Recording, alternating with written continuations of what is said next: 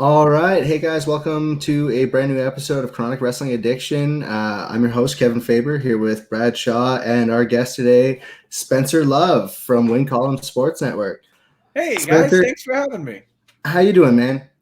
I'm good, man. Like I feel like I'm saying it to everybody, but like it's an all things considered sort of thing. Like considering everybody's stuck indoors, I think I've been outside for a grand total of like 4 hours and 37 days. My girlfriend and I literally have a clock over my shoulder to like show how many days we've been indoors. So like Ooh. it's been tough, man. But like the nice thing is like doing stuff like this. Thank you guys for having me. I've had the opportunity to talk to like a lot of really cool people lately. So like making the best of it, man. And I appreciate you guys having me on. Thanks a ton. Yeah, you've been pretty busy today yourself, as it is, eh? You just got off of a live stream earlier, Yep. right before eating dinner and then hopping on to here. You are normally pretty busy with Win Column. I know you Yeah. cover a lot of stuff, but one of the big questions I want to ask right away is, so you're the owner of Win Column Sports Network. How You did you betcha. get all started with that, man? Like, what brought it about? Man, it is a long story, and like all of the credit in the world goes to a friend of mine named Len, who he was a volunteer with the Crusaders for a number of years. He's a good friend of mine to this day. In 2017, it was January 2017 that I started with the site. He was the actual founder. I was not Okay. like I'm an original writer for the site. I'm an original, I guess, content contributor, whatever you want to call it. But he founded the site. He's very, very passionate about supporting local sports. Much in the way that I am. You know, I work for a hockey team in the AJHL. You guys know my background with independent wrestling. Yeah. He's much the same way. Like Edmonton Prospects, the Stingers, anything that you can get out to in the city, like he's there, man. He really inspired a lot of my passion on that end. So he started the site. He asked if I wanted to come on and actually write WWE pay-per-view previews for Nice. $5 a month, which was enough to cover a beer at the bar whenever him and I would typically go out. And yeah, so it started from there. I'm always like, whether it's the Crusaders, whether it's this, like, I'm very passionate about, well, if you're doing something, like, don't half-ass it, whole-ass one thing, you know? Okay. So I got into doing that. Once I got into doing the WWE previews, it wasn't just, well, put them online, like share them everywhere, throw them in Squared Circle, throw them in every Facebook group you can find. So just by doing that, I started to gain a little bit of traction there.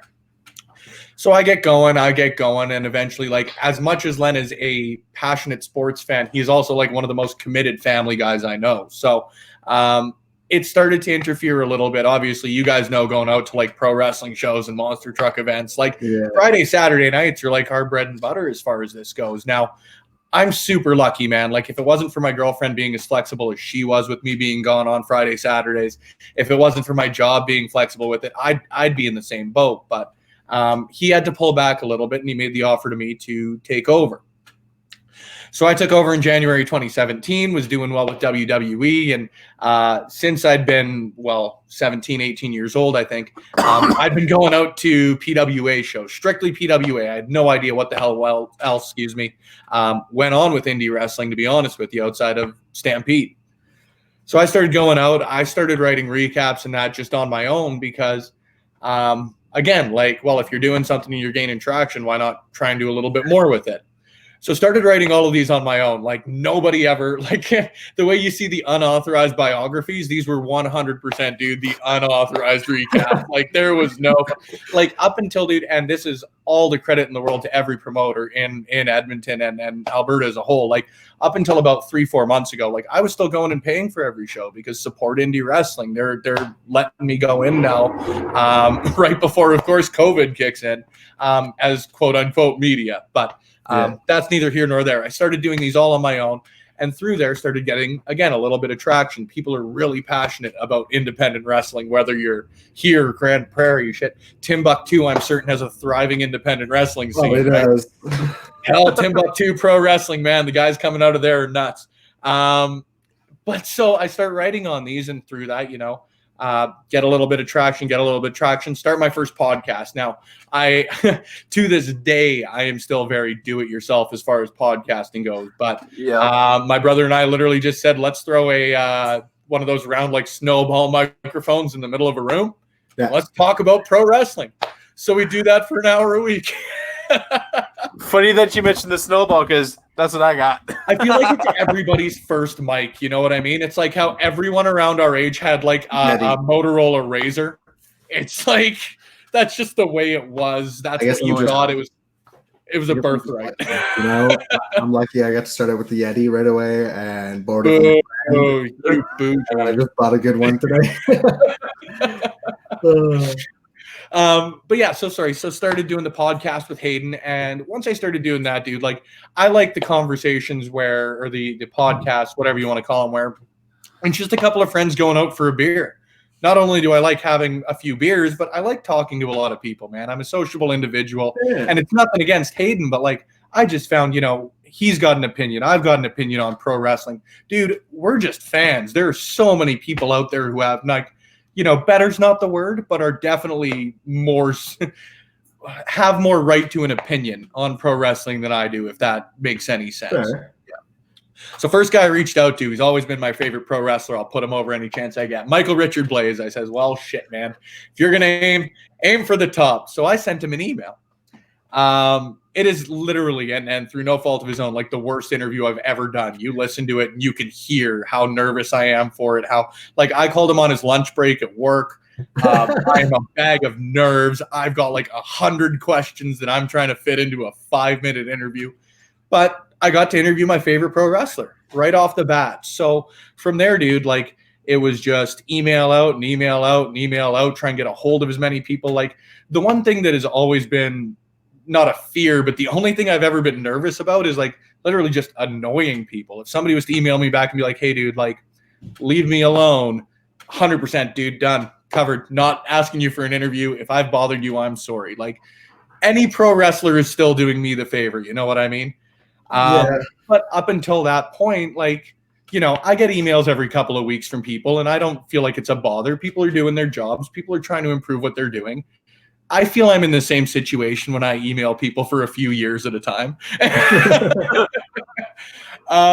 So I've never had an issue emailing people or trying to make connections or just really like, I think a lot of it comes from just, again, that try and do a little bit better mentality. So like through that, man, like I've been lucky enough not only just to write, not only to do podcasts, but like I've met such great people. Like obviously you guys included, like Kev, you and I sitting and shooting the shit at some Force Pro shows has been a highlight of my year thus far, right? Like, yeah, man, like just the people you meet in pro wrestling, the vibe you get around it, the information you get to find out about a sport that I'm passionate about. Like it's all just inspired me to keep going with it. And luckily enough, I've worked hard, but I've somewhat fluked into where I am. Fair enough. So would you say like the wanting to talk with more people and be live was kind of the whole reason that you ended up with Over the Top Rope Live, doing some of those with the pay-per-views? Yeah, you know what? That was part of it. Hayden and I, we did pay-per-view previews. We were both very try and throw stuff at the wall and see what sticks. Hayden's I don't know if I mentioned his name. He was the co-host of OTTR, like the podcast edition of it. He's my youngest brother, and he's the man. So we started doing the podcast and we just started to, again, try and do a little more. So for pay-per-views, we started to do them here. Both of us like to patron at Beercade YEG. They've always been really, really good to us. They've always hosted the WWE pay-per-views. Part of my job and my background has always been in marketing. So I've always figured like try and form some opportunities if you get them. But I've also been like a fairly loyal guy. So we started to get a little bit of traction with the live shows specifically as far as our pay-per-view previews went. And there was a bar who offered, they just says, yeah, we'll buy you a couple of drinks and if you want to host the shows here. Great. But again, with that loyalty, like Beercade, they host the shows. They've let us come in and not borrow, but book tables, all that sort of stuff. They've been really good to us. So we approached them and said, look, here's what we got offered. If you guys will help us out a little bit as far as on our advertising and trying to get some stuff done on our end, like we wanted to get a banner done and shit like that. They helped us out with that. So that's why we moved to Beercade. They've been great to us ever since. Like I'm very passionate, the same way I talk about indie wrestling or music or whatever, like if it sucks, like I wouldn't be selling it. You know what I mean? Like Beercade's just been great to us. It's a great place to watch a pro wrestling show, right? Like if you get the chance to, you call them the bathroom break matches, why don't you call them the pinball matches? Like, is that not that much better, right? Like, it's a great time. They've been very, very good to us. And then with doing the live shows, Hayden was same sort of thing. He got into school 2 years ago and had to back off a little bit on the pro wrestling thing. So by that point, I was lucky enough. Mike, the ref, has been, as far as recording, video, anything, like, he's my shaman, man. He's helped me out with everything. Mike is great. Dude, the work he does with Backbreaker is even outside of the WCSN, and like the stuff he does for us, the stuff he does for pro wrestling in Alberta is just, he's second to none as far as video goes. And I know there's a lot of great guys out there. This is nothing against them. It's everything for Mike. You know what I mean? Like, the work he does, the way he promotes, it's insane. So he started to offer his services as far as helping improve. Like, Hayden and I literally set up with same sort of way that we approach the podcast. Well, there's a video camera on a computer. There's a mic on a computer. Let's try that and then see where we got to improve. So luckily by that point, Mike said, well, I'll hop in and help you improve. So he's a guy, like, even if you look at some of the shows we've done recently, or even the live show we did today, man, like, the graphics, he helps out with the production. Like, he even helped produce the show today, where he's going through and fact checking us on stuff. Like, we had Kayla J on the show today, and he's going through and fact checking on, like, first match dates and stuff. Like, the knowledge he's got and the help he's been has been huge. And then Chris Parrish, man, like, fuck, let's just do a full podcast on that, because that guy has been the one of, I think, oh man, and I'm 100% sure he'll do it, because if there is somebody out there who's passionate about pro wrestling, it's him. He has been one of the, again, biggest influences as far as not only pro wrestling goes, but just trying to push myself to do new stuff, like in pro wrestling or in pro wrestling journalism, or whatever you want to call what I do. He's always there too. Like, him and I got together a couple weeks before the shutdown happened, and we were sitting there talking about ideas for, like, the WCSN championship we've got, or new video ideas, or a podcast he wants to do. Like, same sort of thing, man. He's just a very, very hardworking individual in every aspect, and he's a blast to have a beer with. So there's always a connection for me. If you're good to have a beer with, man, I'll find a way to do a podcast or an interview with you. I've definitely seen evidence of that one. Once or twice. Cheers, guys. Yeah, don't worry. I got the mini fridge behind me. It's fully stocked, ready to go. So I have a question here. With my other podcast, my Monster Truck podcast, I always like to ask people, what got you into, like, monster trucks for them? What got you into pro wrestling? What was the first moment you watched your first pro wrestling? Like, it was either a promo or a match. What got you hooked to pro wrestling? Couple specific moments, to be honest with you. Few of them are pretty easy to sum up. Like, everybody's got, like, a typical WWE story and all of that. I wasn't, like, a huge wrestling fan growing up by any means. For the most part, I'd honestly watched at my grandma's place over our lunch hour, but we went there for lunch twice a week. It wasn't like I was a diehard watching every day fan for quite a while. The one memory that I remember from when I was a kid was when the Big Show and Lesnar broke the ring. It always stuck with me. Oh, dude, it just always stuck with me. It's like just something so bombastic, so huge, so over the top. Something like, the only comparison I could ever make, and it's not even close, to be honest with you, is like a Scott Stevens hit in hockey. It's like, it's something that, boom, you feel the impact, So I never watched it a ton all through junior high school. I got a little bit back into it through Ruthless Aggression, but that was just, it was one of those, if it's on, I'll watch it. If there's that 70s show on, I know what I'm watching. Up until about 2010, I didn't really start to get back into it. In 2010 or 2011, I went out to a PWA show. It was their anniversary show that they were still holding out at the casinos. Like, MRB was still going by Chucky Blaze at the time. Ravenous Randy Myers is on the card. Taya Valkyrie was on the card. Casey Spinelli's on the card. Like, even just listing off names like that, man, like, it's pretty easy to make the connection as far as why someone would get so invested in indie pro wrestling. Like, it was an incredible card. Like, the PWA's always put on great shows. So from there, like, I literally went out to that show alone, because I was like, well, nobody wants to go and I'm not missing this. So, okay, I'll go. And, like, boom, right there. As often as I could go. I worked in camps for a couple of years. I worked in restaurants. So again, that whole Friday, Saturday night dilemma, man. Like that whole paying the bills thing is still pretty good, even when you want to go out and watch pro wrestling. So unfortunately, jobs get in the way. Yep. But I would go out as often as I could, and I loved it and loved it and loved it. Often I would still go by myself or go with my brothers if they had the opportunity. But yeah, that would probably be about it. The other thing that I really remember that sort of solidified me getting back into like really watching WWE and watching like quote unquote major league promotions was when Sting came back in 2015 to feud with Seth Rollins. That whole thing was nuts. I think it was the Night of Champions where Brock Lesnar was wrestling Seth Rollins in the main event. Undertaker came in and interfered. And then I believe it was that Monday Night Raw right after where they did the statue for Seth Rollins and Sting was in it. Yeah. That's such a great moment. Because Sting, like, oddly enough, like one of the reasons I fell in love with him as a kid, him and I have the same birthday, March 20th. So as a kid, you're just like, oh, he's got a cool character. And obviously we're best friends. You know what I mean? Yeah. So we shared a birthday. I obviously like Sting's one of the coolest pro wrestlers in the world, man. Like I'm a huge fan. Bray Wyatt's my favorite pro wrestler. Like a huge fan of sort of the, I don't like the word mystical, but like sort of those mystical, like the darker characters, man. I really love something like that. Pro wrestling for me is a world where anything can happen. You know what I mean? Anything. And as long as you give it a reason for happening, dude, anything goes. You know what I mean? It's that simple for me.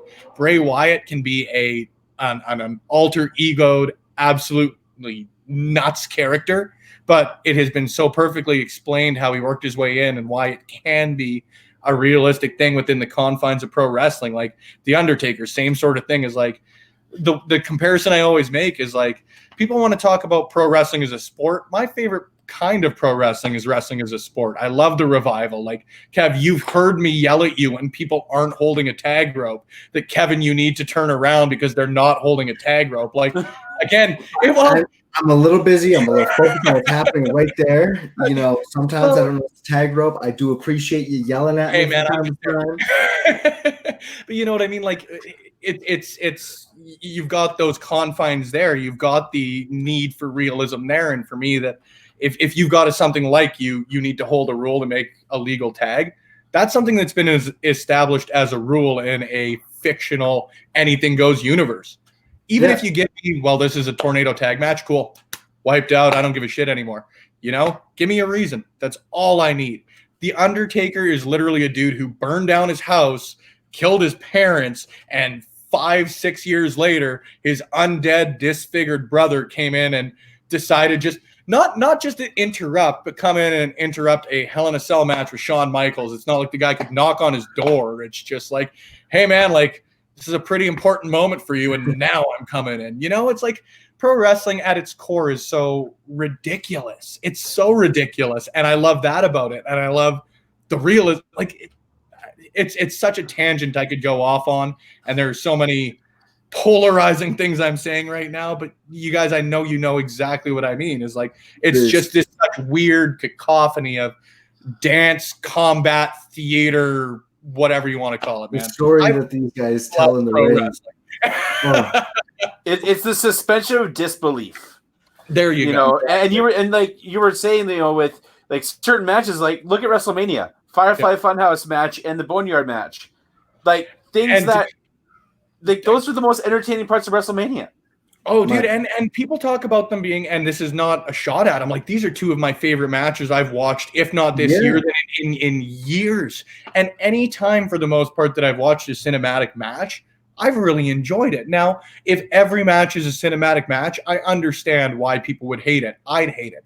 But that's like saying, man, like I'm going to go watch 7 death matches, or I'm going to go, like, again, nothing against them, but I wouldn't want to watch a card of 7 Kurt Angle versus Chris Benoit matches just because that's not what pro wrestling is. The variety is the spice of life, especially in professional wrestling, right? So if that Boneyard match is happening after you get that triple threat ladder match, hell yeah, man. I love a lot of different flavors. Both of those were great. It's like having a turf and turf. It's like having a 24-ounce sirloin and an 18-ounce ribeye.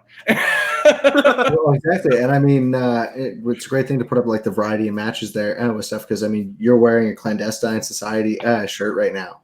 Were you at the event? You betcha, man. You betcha. I was there. I should qualify that. I was there for about 70% of it. My girlfriend's birthday dinner was that night as well. So I ended up taking off, dude. I said it earlier, I'm so lucky that I was even able to go to that 70% because she was just nice enough to let me, you know what I mean? I was invited. People like that. I was invited by Thaddeus, but my job that I had at the time, I couldn't go. It was on my birthday weekend. Oh, dude. Oh, dude, I wanted to go so bad. Like, so shout out to your woman as well, because my birthday, December 14th, same thing there. So that great time. I didn't get to go either. I did get an invite from Thaddeus too, but unfortunately my day job had me in for a staff party as well as working that day, so I couldn't leave. And I'm like, oh great, everything's all wrapped together. Right. At least it could have been for like a worse reason. That's not a bad reason to have to stick around. I'm not gonna lie though. We were sitting in Boston Pizza and I had my tablet out and I was live streaming it the whole time. Yeah, man. Like, it was such a cool show to be at. The staff, when they were walking by, they happened to see the on a pole match. That was interesting. The manager that was on was a friend of mine, so he just stopped and he's like, what is happening? What is going on? And I've had so many, like you would with anything, dude. Like, let's just get it out of the way. When you've got a match like that, whether you love the guys in it, whether you don't, whether you love the stipulation or you don't, like, it's going to be a polarizing match. But, dude, like, I challenge anybody to watch that match with an open mind and tell me that wasn't a great wrestling match. I really do. I really do, because it could have been like any match like that, like any match period, guys. It could have gone absolutely haywire, 100%. Mm-hmm. And those two guys, Mike McSugar and Dylan Stone, dude, number one, I think it needs to be pointed out, are two incredibly good professional wrestlers in their own rights outside of something like this, outside of a quote-unquote gimmick match. Like, what a pair of pro wrestlers. You watch Mike McSugar with Team Flex Appeal, man, like, you won't find a better tag team out there. And I just love Dylan Stone, even despite the fact that guy pretty well steals my beer every opportunity he gets when he's leaving the ring. But that's neither here nor there. Oh, man. After parties with him, weren't you sitting there when he was just downing those mojitos? Yeah, him and I actually, the next show, we went out after that and we played a fun game. Like, we went drink for drink with each other with fish bowls, finished them before the waiter leaves the table. So that was tough. And he beat me, dude. I will never, like, he's got one of the highest drinking tolerances of anybody I've met in a long, long time. Dylan Stone can drink. The waiter, though, no-sold him on it when he just held his hand down. Can I have another one? Big time. But back to that match, man. Like, it was, if anybody was to go back and watch it with an open mind, unless, like, I don't mean this as a shot at the guy personally, but, like, unless you've got a very old school Jim Cornette sort of approach to it, like, yeah, you're not going to like it. But if you approach that match with an open mind, challenge me on anything, and I'm the lowest tier of guy who can comment on stuff like psychology or anything like that, but, like, try and tell me that there wasn't any there. It was a very, very clearly thought out match. I loved it, dude, even outside of the fact that it was one of the funniest things I've ever gotten the opportunity to watch. Yeah. Speaking of interesting matches, I brought this up to Kevin. He didn't know about so, like, we have Money in the Bank coming up. Yep. And the Money in the Bank match this year is a little bit kind of interesting. Interesting. I think cool as shit. So the rules are, so it says the matches will begin on the ground floor at WWE headquarters in Stamford, Connecticut, with superstars fighting their way to the roof. The briefcases will be suspended above a rooftop ring and what surely will be a sight to remember.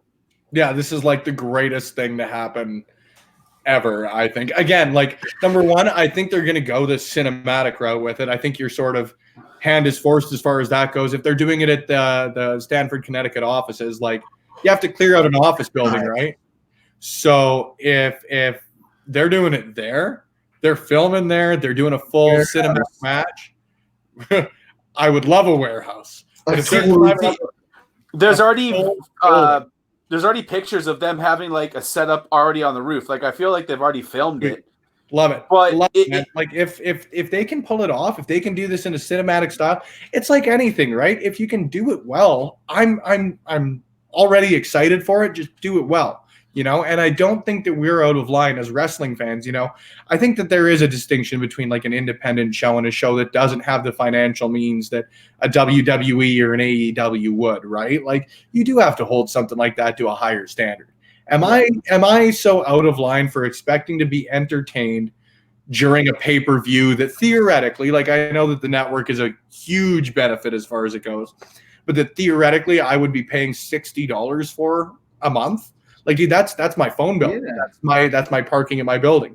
I don't think I'm out of line for that. I go into every WWE pay-per-view fairly excited, man. I don't think in years there's been one where I'm like, well, this sucks. This is going to be a chore to watch. Whether or not that the SmackDowns or Raws or NXTs or whatever have you leading into them sucked. Like, okay, it's free television. I've watched some pretty shitty episodes of Coronation Street with my grandma before. That is what it is. If I'm paying for a pay-per-view, that's different for me. And I do expect them 99.9% of the time to turn it up. If I've been disappointed by it, obviously. I think everybody's been disappointed by a wrestling show before. But if you go into it excited or if you go into it with a little bit of anticipation, man, it's like anything. When you go to a concert, if you get a ticket the day of and it's a concert where you're like, yeah, sure, I'll go, you're usually not as excited about that concert as you are for Led Zeppelin that you've had tickets 6 months in advance. I know I'm BSing here, but like something you've got some anticipation for. If you're going into something already excited, like for me, that's the way I try and approach any major wrestling event, whether it's them, whether it's Double or Nothing coming up. If it sucks, I've got every right to complain because theoretically I've paid for that as a paying customer. Yeah. And if it's really good, then great, dude. I'm excited as hell. I want to see, like, I saw a tweet today Ryan Satin sent out. He's like, I want to see, oh shit, what did he say? I completely forget. I remember my reply, like, get myself over, right? It's like, I want to see a scene where they're like literally running across 8 separate doors like you saw in Scooby-Doo. Then they all bump into each other in the middle and take off. Like, why the hell not, dude? I want that to happen so badly. I want AJ Styles to plow into Daniel Bryan to plow into, like, I don't know who else. I don't even know who else is in the matches yet. And Money in the Bank is just such a cool pay-per-view as is. Yeah. That's why I love wrestling as it is. And going from being just a wrestling fan and going to these independent shows, which every time that I've been to an independent show, I don't think I felt like there wasn't an excitement in the air the moment that you're heading there. Like you get to the venue and there's a lineup outside, everybody's getting ready for it. You can see the boys going inside. Maybe you can see them bringing in pieces of the ring, and everybody's just pumped about it, right? And they're talking about their favorite wrestler over there. I mean, my first independent wrestling show when I came out here to Alberta was actually a PWA show as well. Yep. I went to Evolution, I think it was 2017 with Cody Rhodes. Rad. Yeah. That was the last time he was here, right? Yeah. That's what really made me like fall in love with independent wrestling. Before that, I mean, I ran into people like Cody Deaner while I was working as a carnival ride operator. He's a great guy, honestly. I don't doubt it, man. I've heard nothing but great things about him. He took boys all over my ride, just throwing them around and stuff for a bit. They took off, jungle gym, all that stuff. It was a great time. Anytime that I've been near these sort of things, the atmosphere's been great. That show itself, when I got to meet Cody, shook his hand. We had, quick, small, little talk, took a picture and all that. And then I actually got front row tickets. So I was sitting at the very front row off to the left side. The entrance ramp was like straight in front of me. Yeah. And Cody came down, he's giving out the two sweet, came, stopped right at myself and my uncle who were there catching the show together. Beauty.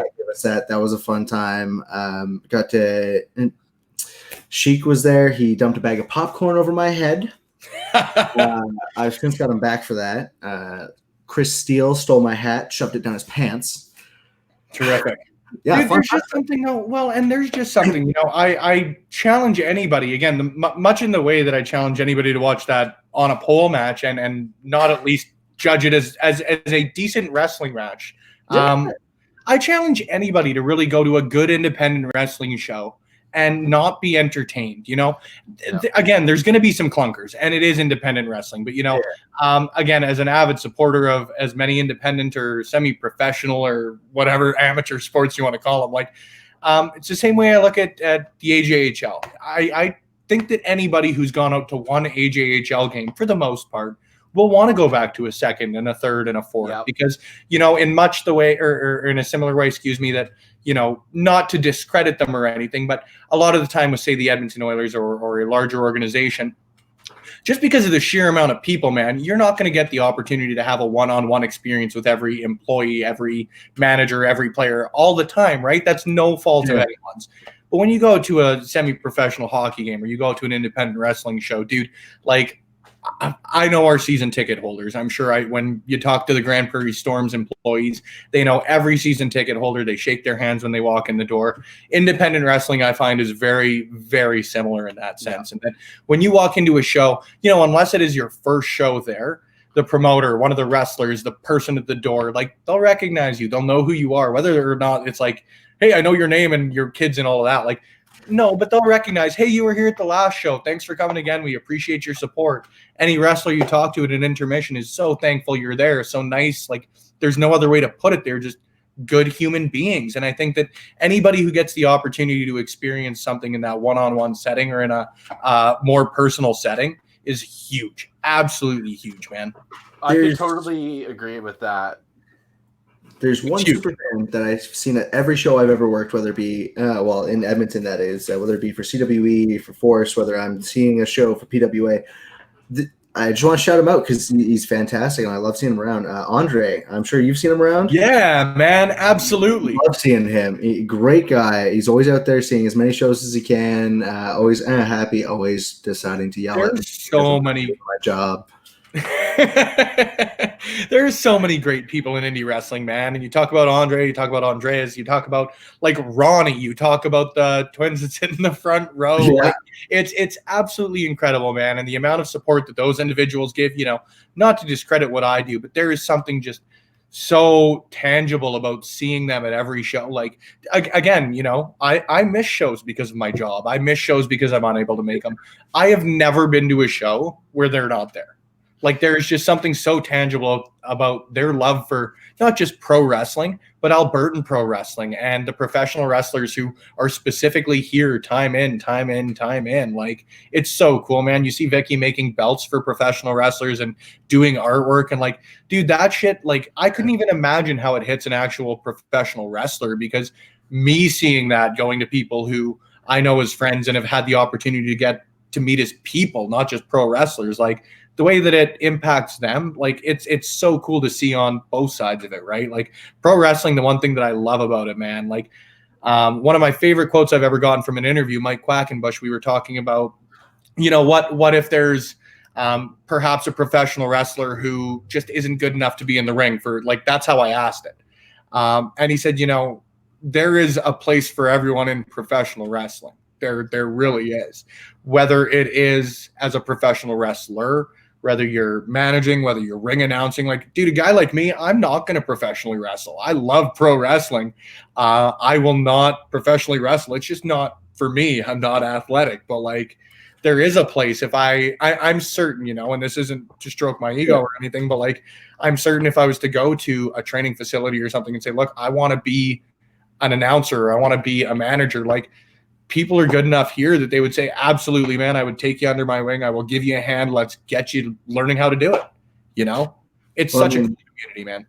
It's funny that you bring that up, because I have seen you around the Force camps when they were going on there. Took a brain buster. That sucked. That's where I was going with this. I took a brain buster. So I took a brain buster. I took just a straight up suplex, I think. And then I took like a Dynamite Kid style snap suplex. And that was so full credit to Michael Richard Blaze, because like, as devastating and terrible as both of the suplex and the brainbuster sound, and were, like, it's not like they didn't impact me.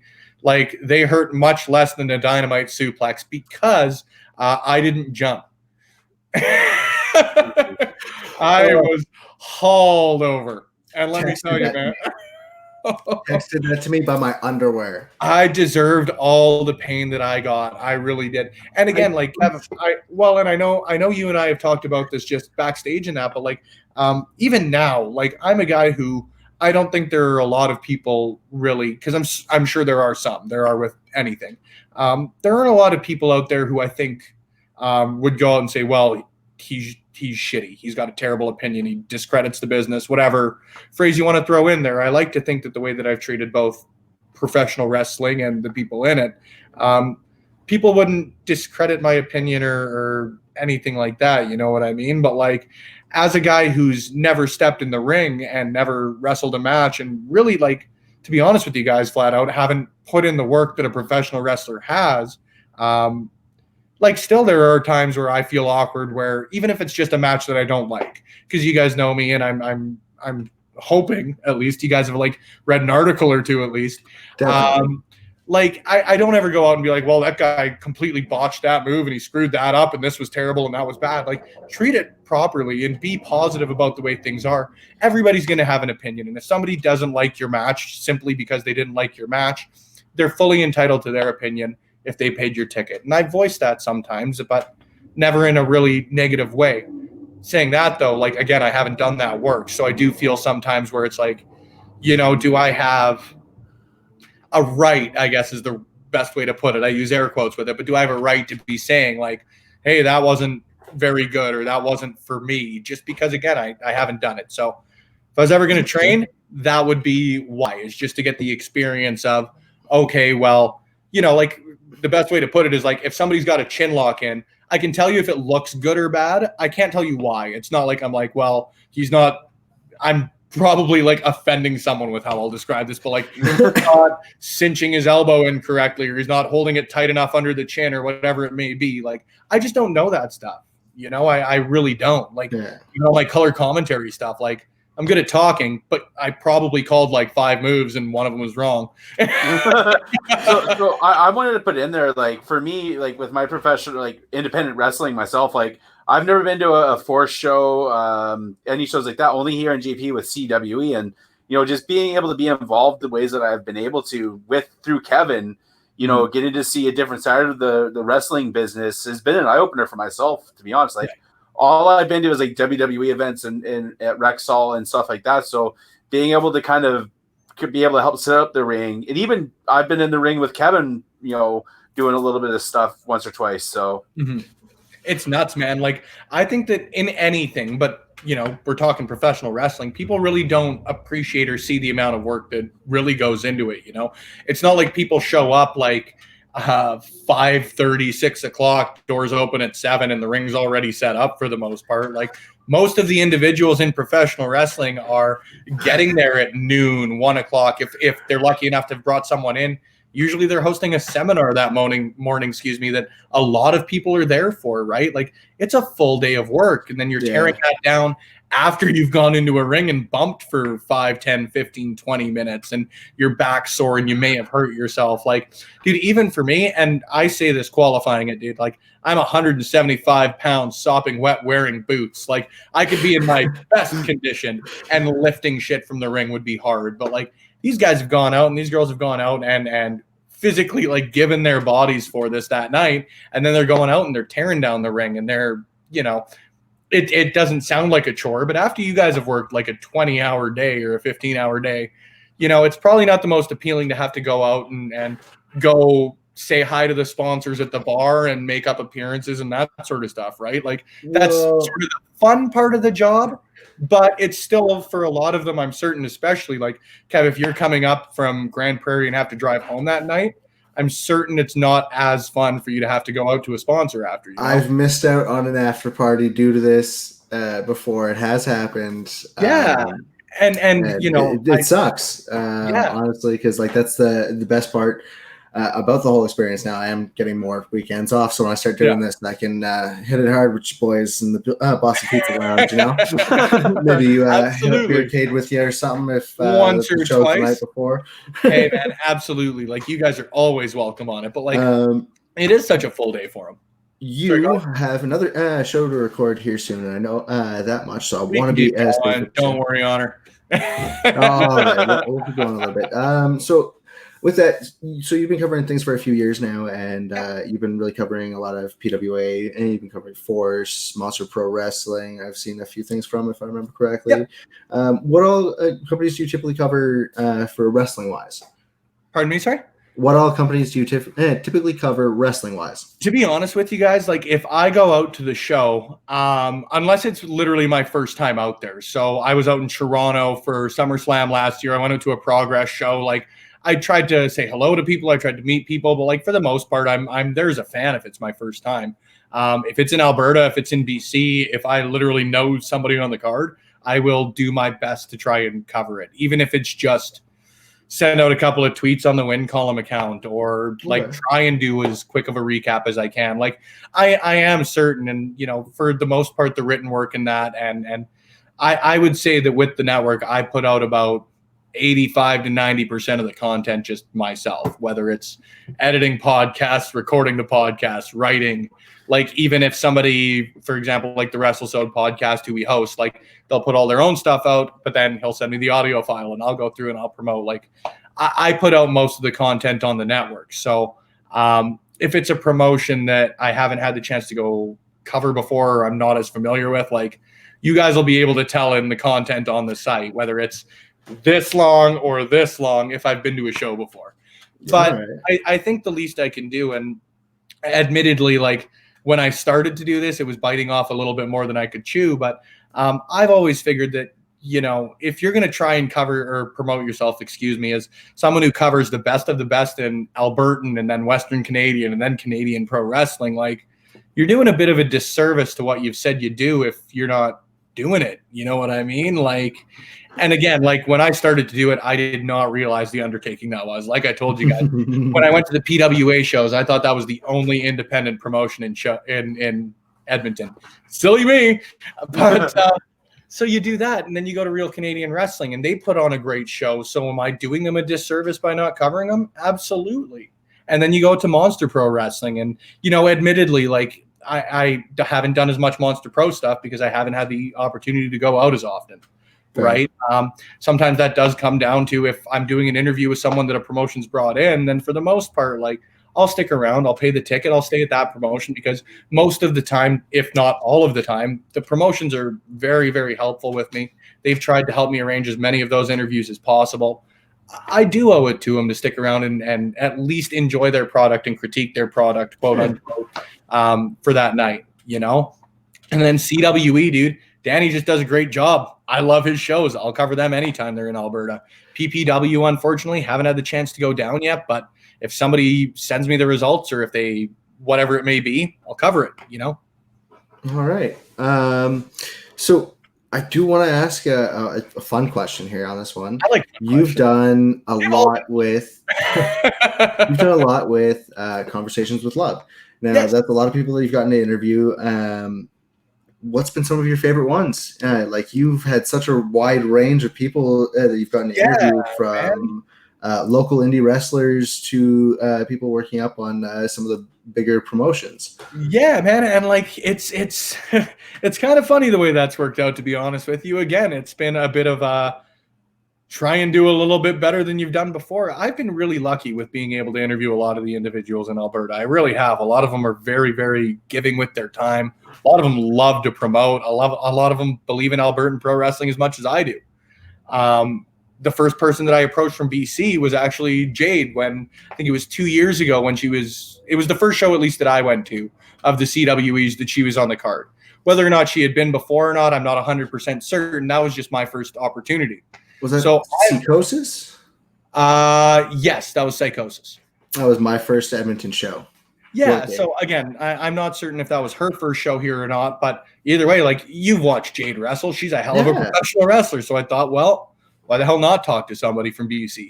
So I reached out to her. She was very, very, like, she to this day is one of the most fun interviews and pair of interviews now that I've gotten the opportunity to do. And then from there, just branched out. And now finally, like, I've got the opportunity now that you guys, I guess, will be the first to know. Next Friday, my interview with Alexander Hammerstone's coming out, which is going to be just an absolute blast. That was nuts to get the opportunity to talk with him. So yeah, it just sort of worked my way up from there. Hammerstone was a blast. Casey Spinelli has been some of the most fun I've ever had on the show. Like, she is just the coolest individual to get the opportunity to talk to, man. Anybody who takes their name from a character in Recess is cool in my book. 110%, man. Michael Richard Blaze, he was the first interview I ever did, whether I think it was good or not. Just, it was great. The other couple of times that I've gotten the opportunity, like, dude, it's pretty cool to say that I don't think that there's somebody that I've interviewed, whether it's been once, whether it's been somebody out there completely random in the quote unquote major promotion. Sorry to regain my train of thoughts. That I'd be lucky to consider most of them friends, which I think is the way that the podcast was sort of designed. You know, it's a couple of people going out and having a beer. I think a lot of them are favorites for different reasons. Sorry to cut you off. What was that, Brad? No, I was going to say I completely agree with, like, even with my podcast, you know, interviewing, you know, people that are in independent monster trucks to people that are with Monster Jam, a big corporation, you know, and the way that you said you're marketing, like a couple of people having a beer after like a show, that's how I market mine, you know, and I can completely understand that mentality, and you create friendships and partnerships with these kind of people throughout the years, and man, it's a cool thing. Absolutely. And, you know, I don't ever want to oversell what I do. Like, it's not like I've gone to school for this. It's not like even if you listen to my podcast, like, I listen to it now and my audio doesn't sound as good as some podcasts or whatever the issues may be. But, like, I think that there are a lot of podcasters and individuals out there in other interviewing capacities that, like, you know, whether or not you're a fan of them, because don't get me wrong, man, like, I don't see the word mark as an issue or an insult by any means, dude. I am the biggest mark you'll meet as far as professional wrestling go.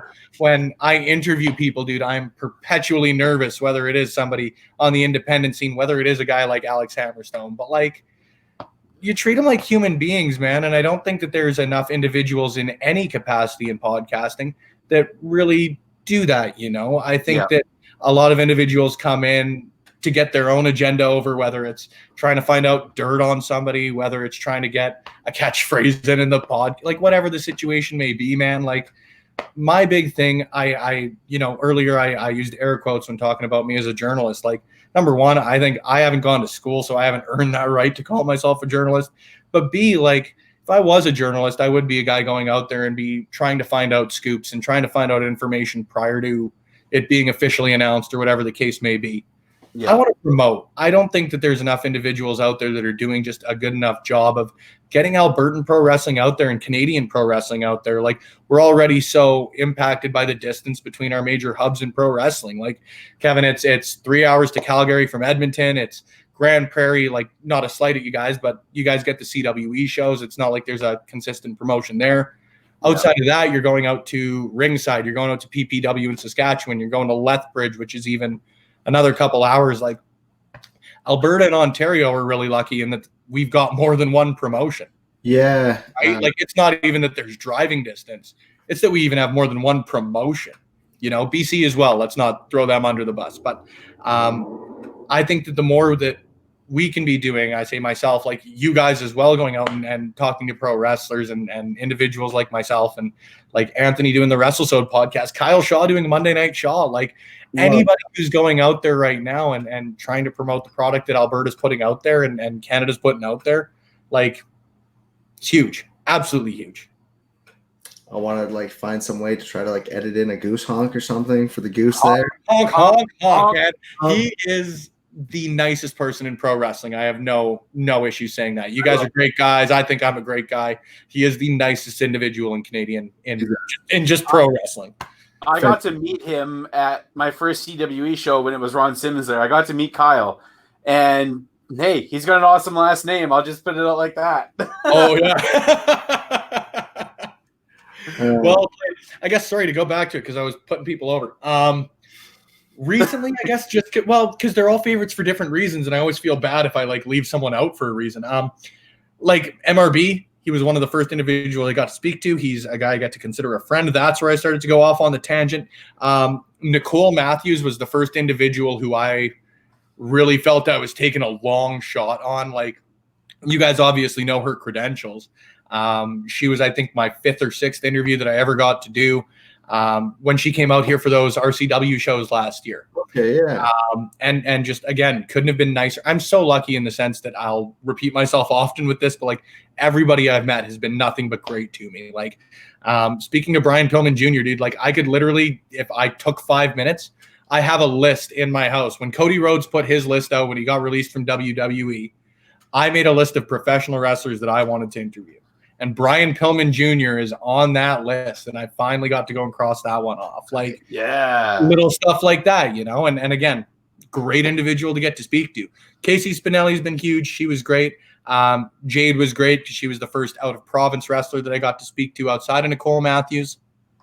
And Alicia too, because there are very, very few people who, again, not to toot my own horn, but like there aren't a lot of people who try and do what I do. A lot of people try and do either I would like to go and broadcast in a professional wrestling organization, either I would like to podcast, either I would like to be a journalist. Like, dude, for me, I just want to work in pro wrestling. I don't care how I do it. I have 2 goals. I want to work in pro wrestling and I want to pay my bills doing so. And I find that you've got to do all of that stuff. You know, it's not like Stone Cold's completely retired. That guy's hosting a podcast and he's the most successful pro wrestler of all time. So getting to see what Alicia's done, like, again, Canadian based, she's based out of Toronto. She's done absolutely incredibly with her music interviews, with her professional wrestling interviews. She's backstage broadcasting for Major League Wrestling, which is, in my opinion, probably the coolest pro wrestling product out there right now. Like, it's incredible, man. So getting the opportunity to pick someone's brain who's got obviously a much bigger audience than I do, but a similar perspective was very cool. So you mentioned this list that you have. Yeah. People on this list? To be honest with you, man, I probably by this point have completed a list. And I qualify that by saying after I got started on my first list and got about halfway done that, I realized, holy shit, there are a lot of people that I still really want to interview. So from there, I've got the original list, and then I've got another 2 that have been split off into Alberta and send the email, Spencer, basically, as like, just send her. What's the worst that's going to happen? So I've cleared off a good deal of the original list by this point, which is lucky enough. Alberta has been nothing but great. As long as I'm able to make myself available at a show for most of them, nobody's ever really said no nicely enough on that end. And then the dream list, dude, I have been lucky enough to say I've crossed off one of those, nonetheless 3 on that, just send emails. And I think I've got a 4th in the bag, hopefully sooner rather than later. But like I said, man, there's actually, so one of the guys that is another huge influence on my end is a guy named Gary Cassidy, who works for, I always butcher the pronunciation, but I think it's Sportskeeda. He's based out of the UK. And a few weeks ago, like, I've always avidly followed what he's done, but a few weeks ago, he did a live stream, and as part of it, he just said, I forget what the question was, basically just, can I get some advice on how to do what you do? He says, if you're not sending emails, you're wasting time. And I says, well, close down the live stream and send some damn emails. Fair enough. But yeah, so that's sort of the approach I've taken. Thousands of emails. I'm sure I'm like the scourge of professional wrestling locker rooms out there. Like, have you gotten the 1,000th email from Spencer Love yet from Edmonton, Alberta? Yeah. You have like a basic format that you just copy, paste, and put in the names for now? To be honest with you, like, there's always a similar format that'll end up looking like I'll always take time to introduce myself. I'll tell them what I do. For the most part too, I'll try and tell them like how I think it'll benefit them. To be quite honest with you, man, like, I'd love to talk to Stone Cold Steve Austin.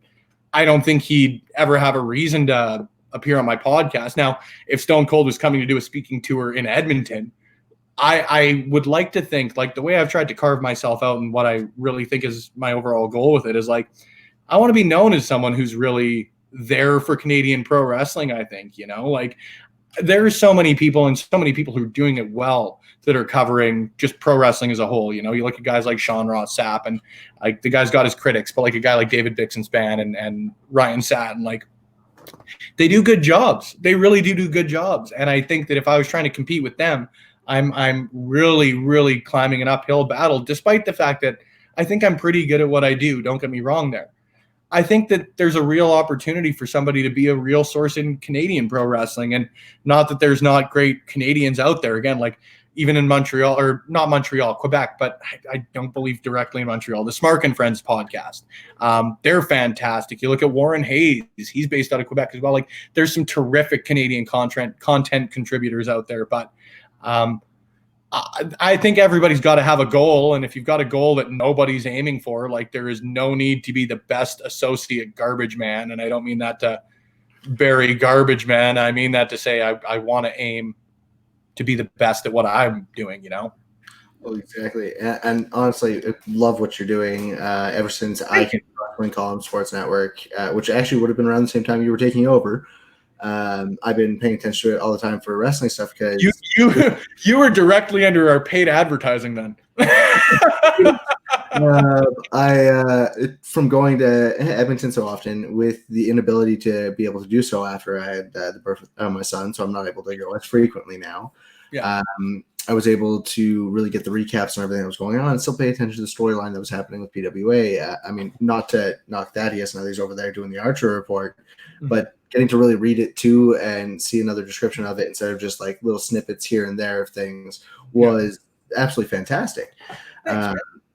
And it really helped me feel more connected with the product that was closest to me. And when we had Force Pro here for a little bit that it was here, that was still a way for me to have something physically here, but to also be looking back at the stories that I've been so invested in.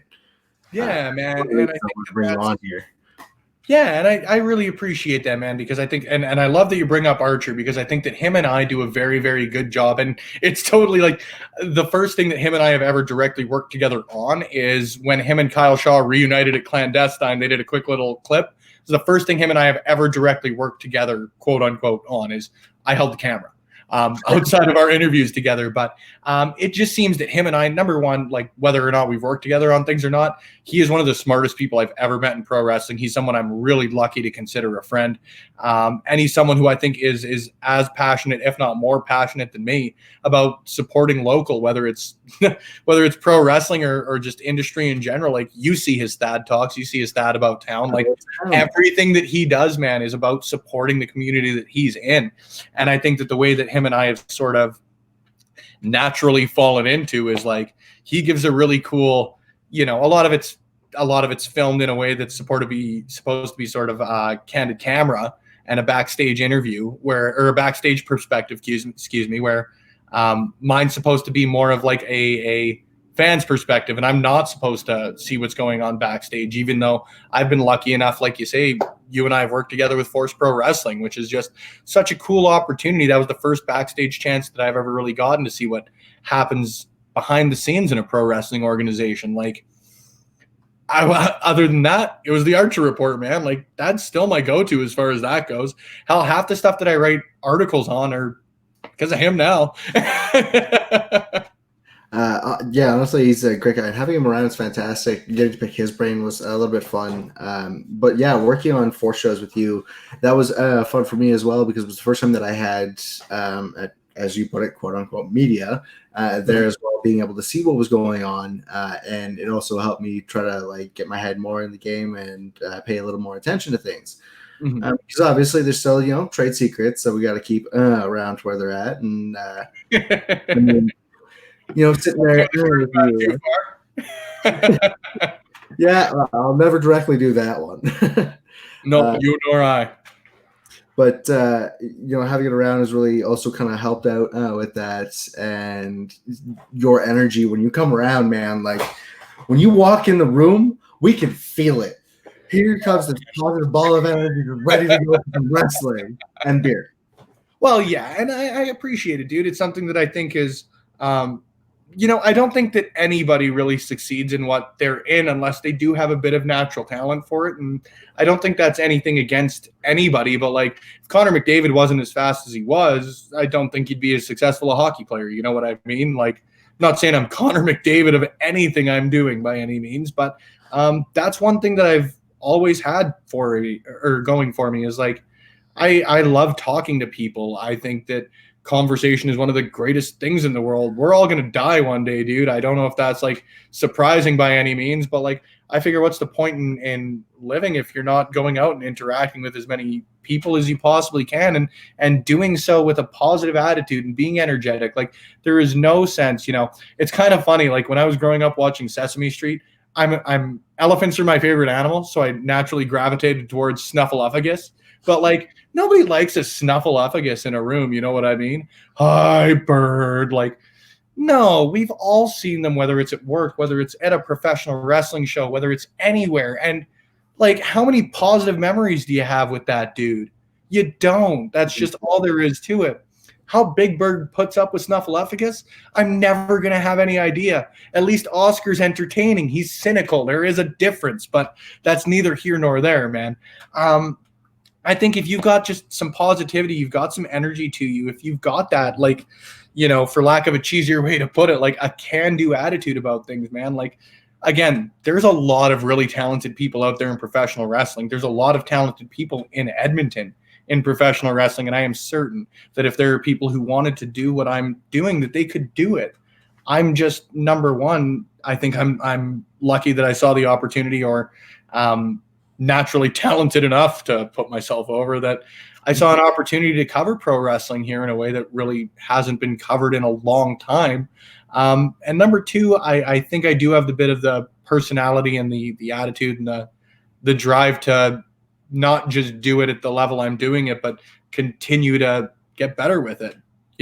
Like the live video that I was doing before I did this, never had done it before over Skype or anything like that. And now I'm doing my second one today on what's this called? StreamYard. I've never been here before. So I mean, now I'll have a little bit more fun with this, with everything that's going on here. Just because even though sports are out, I do have a few questions for you. I mean, I started up a little thing with Barry, the Spaceman Grayson. Oh, I like Barry. He's a good interview. I've never had him on the show yet. He was the first backstage interview I ever got to do with Force. Nice. So there's a fun one. So, I mean, I asked him, I gave him a couple of sports, a couple of leagues, that sort of stuff, and asked him for, his favorite teams to watch on those ones. Okay. So NHL. Edmonton Oilers. Yes. Of course. Well, yeah. He always gives me crap because I'm a Toronto fan, but I was born in Ontario. Hey, man, you know what? I am very firmly of the belief, as long as people don't strike first, I won't strike back. There's no sense in talking about what the Oilers – it's not like we've won a cup since 1990. Let's just get real here. I love the Oilers, but if we're going to talk about great teams of the last 15 years, what are we going to do? Yeah, that's true. And as us Oilers fans always say, there's always next year. Oh, man, I will live and die by the Oilers. I will 100% live and die by the Oilers, but sometimes it is just so frustrating. Okay, yeah, I hear you.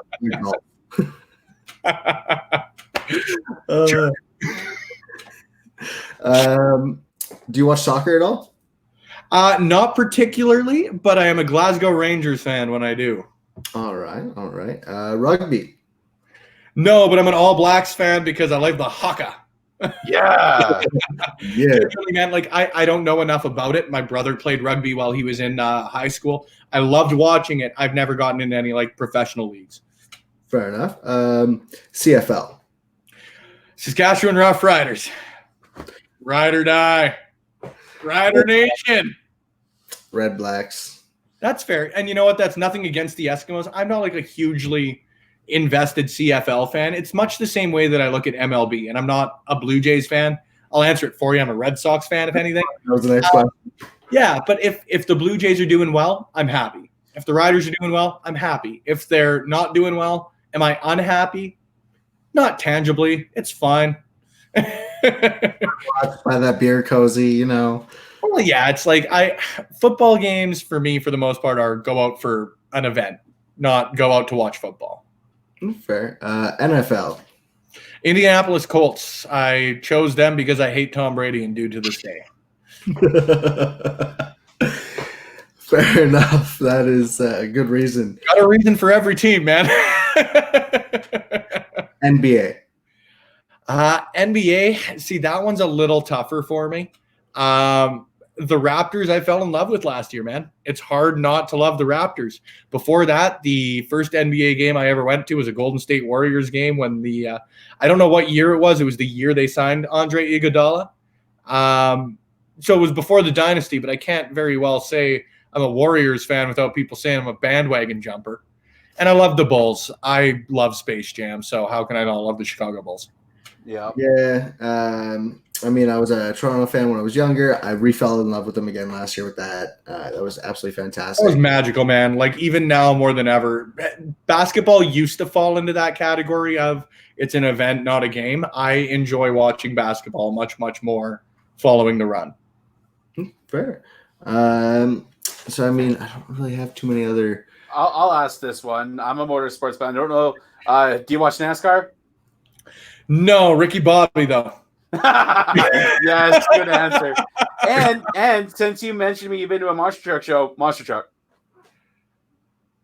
dude, it's got to be the Gravedigger. It really has to be the Gravedigger. Like, how can you not? He's the Undertaker of monster trucks. It's like you can't dislike it. You really can. You'll have to pay attention for an upcoming episode from us. We're going to be getting ready to record something awesome here. But there's a cool picture of Undertaker at an event in the 90s, and he did the arms race thing, and that's what gave the signal to fire the trucks. Yes, there is a sick picture. I'll try to find it. I was going to say forward that my way if you can find it. That's incredible. But hey, monster trucks and wrestling have a huge history, and we're going to be doing an episode on that soon. So that's really cool, man. And you know what? Like, I think it's such a spectacle. You know, I think that a lot of people, at least in my opinion, would sort of make the same conflation of, you know, monster trucks are silly, professional wrestling, is silly. Like, no, man. Well, you know what, man? Like, I think in the professional wrestling sense of it, I don't know as far as monster trucks go. Like, with pro wrestling, I'm like a huge stats guy. I love keeping track of it. But like, I think that in pro wrestling, man, everybody is very aware of what pro wrestling is. And I'm not going to say what it is, like, as far as whether or not it's written or whatever it may be. But, like, buy in. Like you said earlier, Brad, like the suspension of disbelief. Yeah. You're going to a professional wrestling show to say, well, this is fake. You're a dick. There's no other way to put it. You were kind of a dick. It's the same way as if you're going to a hockey game and I hate hockey. Like, to be honest with you, if you're going and you know you hate it, why are you going? If you're going and you think you hate it, but you're going in with an open mind at the end of it, you say, well, that still wasn't for me. Dude, okay, everybody's going to have their opinions on things, and everybody's fully entitled to that. But, like, if you're going out to a pro wrestling show, like even some people you go out to that are sort of the quote-unquote smart fans and like, oh, he screwed that up. It's like, well, that's very obvious he screwed that up, but shut up. Why shut up? You know what I mean? I don't see the need for going out just to complain. You know, if something happens and it wasn't to your taste and somebody turns to you and says, did you like that match? And they say, well, no, it wasn't to my taste. Again, cool. That's fine. If you don't like something, you don't like something. But if you don't like something because you came in and you said, I don't like this, or this is dumb, or this is silly, or this is scripted, or whatever it may be, like, dude, the perfect comparison I've got is even for myself. For years, I hated watching UFC because, to be quite honest with you, and it was, well, and it's a very incorrect thought, but my thought was, well, it's just this mindless blood sport. You know what I mean? Okay. And it's just simply not. It really isn't. Like, you can have your opinions on whether or not combat sports in that iteration are I don't want to say socially acceptable, but that's the phrase I'll go with just for ease of conversation. But I enjoy it now. You can at least respect what the individuals in there are doing. It's not I'm going to go in there and beat the hell out of people. It's I'm going out there to